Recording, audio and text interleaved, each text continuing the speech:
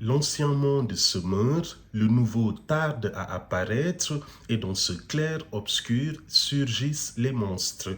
Pour moi, cette citation de Antonio Gramsci résume parfaitement l'épisode 3 de la saison 3 de House of Dragon. Commençons d'abord par la forme. Parce que vous allez voir, de mon point de vue, la forme, c'est toujours le fond qui remonte à la surface. Ce que j'ai bien aimé dans le décor qui envoie aussi des messages, c'est que le donjon rouge où maintenant siège Rhaenyra Targaryen est sur le qui-vive. Il y a les servants et les servantes qui s'affairent de tous les côtés pour essayer de faire apparaître justement ce nouveau monde qui tarde à venir, ce nouveau monde qui va être incarné par Rhaenyra Targaryen. Et l'autre chose aussi qu'on peut voir dans cet épisode, c'est les blasons de la maison Hightower, les blasons des vers qui sont en train de tomber à beaucoup de moments de l'épisode. Pour moi, tout ça, ça symbolise un ancien monde qui est en train de tomber, tandis que le nouveau, difficilement, est en train d'émerger. Et on l'a vu, pour que ce nouveau monde incarné par Rhaenyra puisse émerger, il est sursollicité par les servantes, les servants. À un moment donné même, on voit que quand elle montait les escaliers, avec les servants qui vont venir l'asseoir pour lui poser des questions qui vont aider à mieux organiser le monde à venir, c'est le garde du corps de Rhaenyra qui va les stopper parce que il voyait clairement qu'elle était limite surmenée et assaillie par les demandes, parce que tout dépend d'elle. L'autre chose aussi que j'ai aimé dans la forme, c'est ce moment un peu communication politique quand elle était en train de s'habiller avec trois servantes qui l'aidaient à s'habiller. Un vrai moment communication politique pour moi. Elles étaient là en train de se demander est-ce que je mets la couronne ou pas?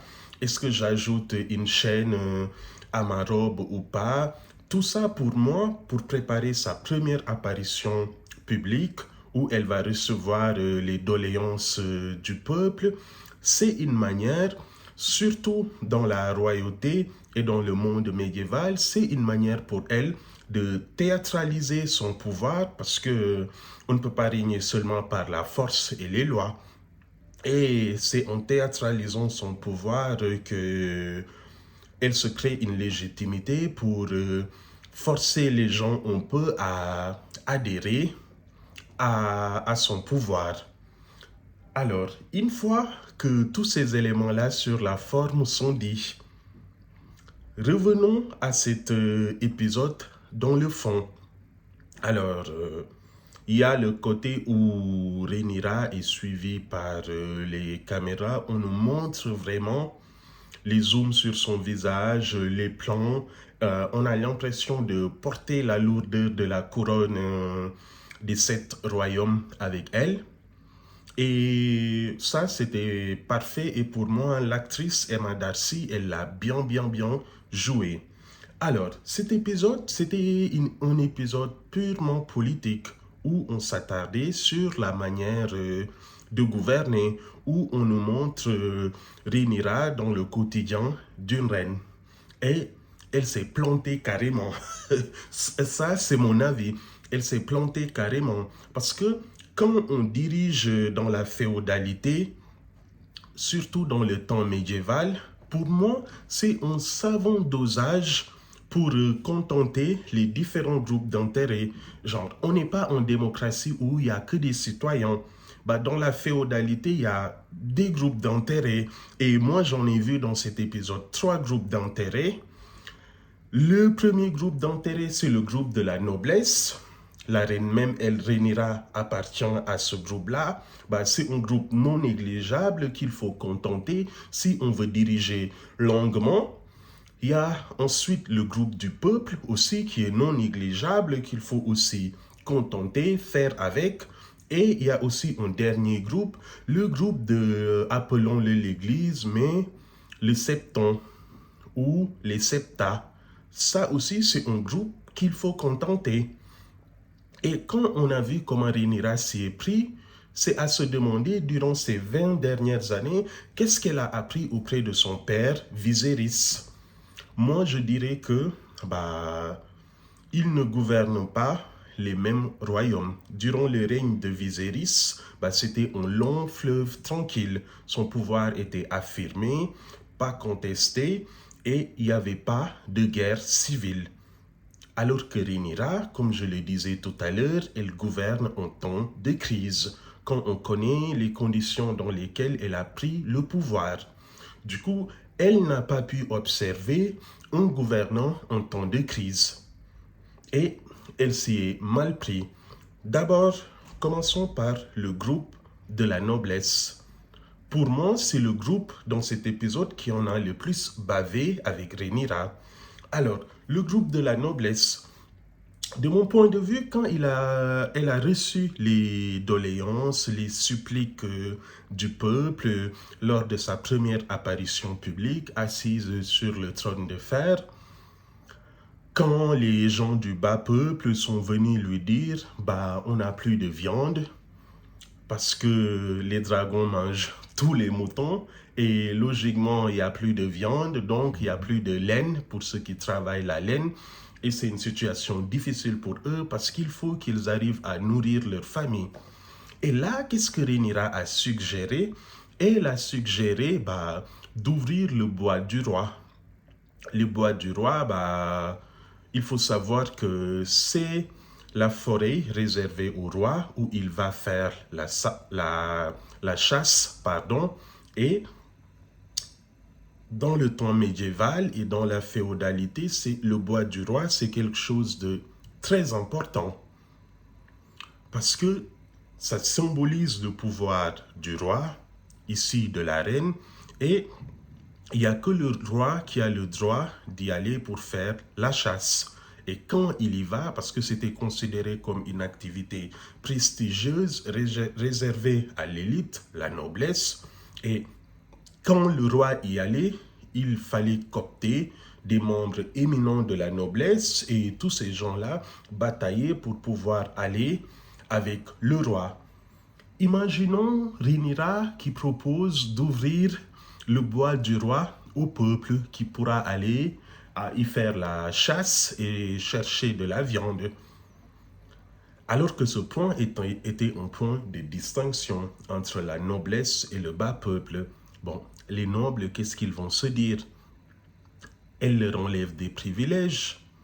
Et à la fin, qu'est-ce qui va les différencier entre eux et le peuple? Et on le voit même quand elle suggère ça, quand elle le propose d'ouvrir le bois du roi, on voit sa main, Corlys Velaryon, qui se retourne en lui disant « Majesté », comme si elle venait de commettre quelque chose. Voilà, Corlys, il était en mode oui, sur ce point-là, recule quand même. On voit comment elle ne prend pas en compte les desiderata de la noblesse. Alors que, comme je le disais, gouverner au temps médiéval, un royaume féodal, c'est un savant mélange de contenter tous ces groupes-là. Deuxième point, de mon point de vue, où il a attaqué clairement les intérêts de la noblesse, c'est ce dîner-là où il les a tous invités, piégés en leur servant des rats. Et pendant qu'ils étaient là, en train de dîner avec elle, elle a envoyé des gens, des gardes chez eux pour prendre la nourriture qu'ils avaient stockée chez eux. Et il y a même une des dames qui était assise à côté de Rhaenyra, une noble, qui lui dit que mais on est en train de se faire voler. Et on voit comment elle ne négocie pas avec eux depuis le début. Elle se contente avec eux d'être très brutale dans la manière d'agir et elle ne leur laisse même pas l'occasion de s'exprimer déjà qu'elle se lève. Et ça, pour moi, c'est se mettre à dos une grande partie de la noblesse qui est non négligeable parce qu'ils détiennent leur armée propre, leur terre et ils sont capables de soulever des armées et des bannerets pour certains d'entre eux. Et quand tu te mets à dos ces gens-là, c'est compliqué. Et l'autre chose aussi, c'est avec le groupe du peuple.